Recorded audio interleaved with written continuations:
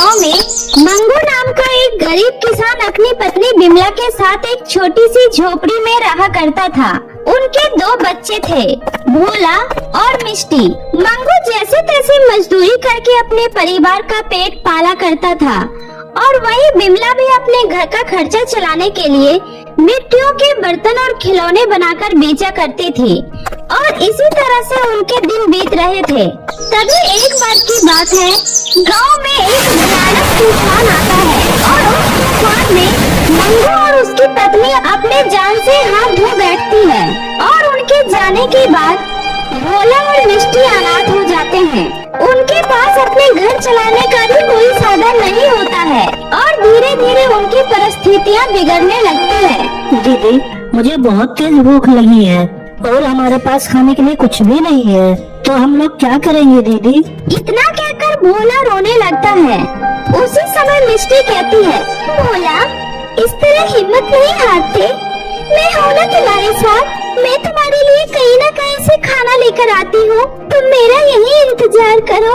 उसके बाद मिष्टी बाहर जाती है और अपने पड़ोस वाली चाची से थोड़ा सा खाना मांग कर ले आती है और अपने भाई को खिलाती है और कहती है, भोला हम इस तरह से अपना जीवन नहीं गुजार सकते, हमें आगे बढ़ने के लिए कुछ न कुछ तो करना ही होगा।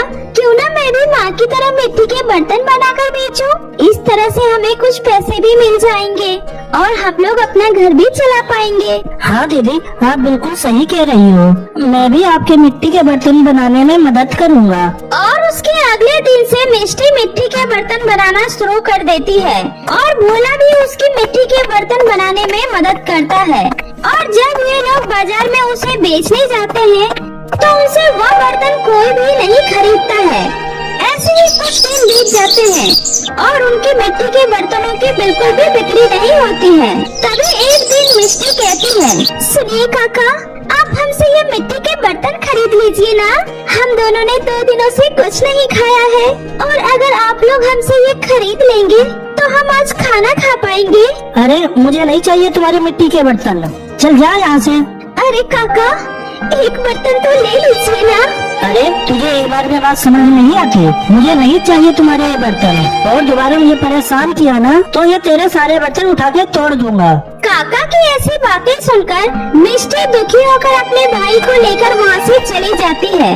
तभी भोला मिष्टी से कहता है, दीदी अब हम लोग क्या करेंगे? हमारा तो आज भी कोई बर्तन नहीं बिका, तो क्या आज भी हमें भूखा रहना पड़ेगा? नहीं भोला, तुम चिंता मत करो, मैं तुम्हारे लिए कहीं न कहीं से आज खाना लेकर जरूर आऊंगी। इतना कहकर जब ये लोग जंगल के रास्ते से घर जा रहे होते हैं, उसी समय मिष्टी को किसी के कराहने की आवाज सुनाई देती है। भोला, मुझे लगता है कोई दर्द से करा रहा है, शायद उसे हमारी मदद की जरूरत है। चलो चलकर देखते हैं।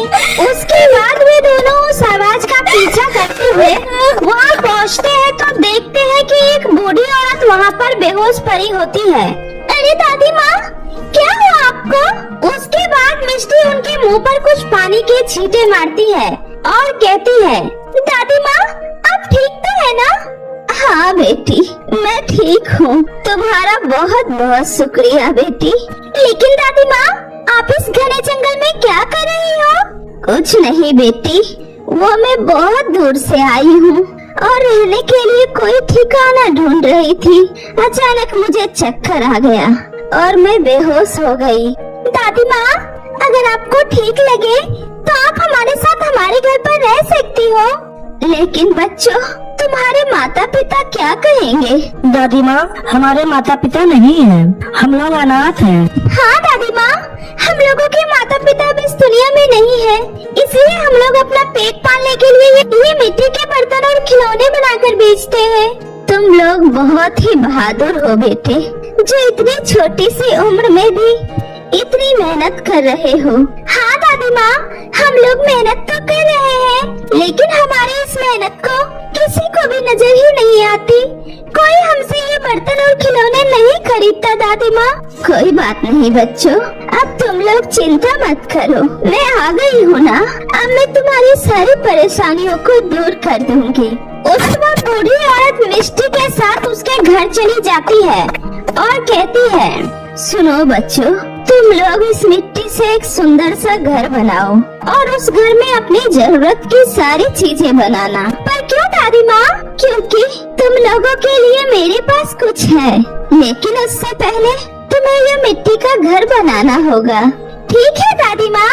उसके बाद मिष्टी और भोला मिलकर एक सुंदर सा मिट्टी का घर बनाते हैं, जिसमें उनकी जरूरत की सारी चीजें होती है। और जैसे ही वह घर बनकर तैयार हो जाता है, वैसे ही वो बूढ़ी औरत एक जादूगरनी में बदल जाती है और कहती है, सुनो बच्चों, मैं कोई बूढ़ी औरत नहीं हूँ, बल्कि एक जादूगरनी हूँ और मैं तो बस तुम लोगों की परीक्षा ले रही थी, जिसमें तुम लोग पास हो गए हो, इसलिए मैं तुम लोगों को कुछ देना चाहती हूँ। उसी समय वो जादूगरनी उस मिट्टी के घर को एक सुंदर और आलीशान घर में बदल देती है। यह देखकर मिष्टी और भोला बहुत ही खुश हो जाते हैं और कहते हैं, अरे वाह, ये मिट्टी का घर तो सच में असली घर में बदल गया। हाँ दीदी, और वो भी इतना बड़ा घर। हाँ बच्चों, और यह कोई मामूली घर नहीं है, बल्कि एक जादुई घर है और आज से यह घर तुम्हारा है और इस घर में तुम्हारी जरूरतों की सारी चीजें मौजूद है। तुम लोगों को किसी तरह की कोई भी तकलीफ नहीं होगी। अब तुम लोग अपना जीवन खुशी खुशी व्यतीत कर पाओगे। आपका बहुत बहुत शुक्रिया जादूगरनी जी।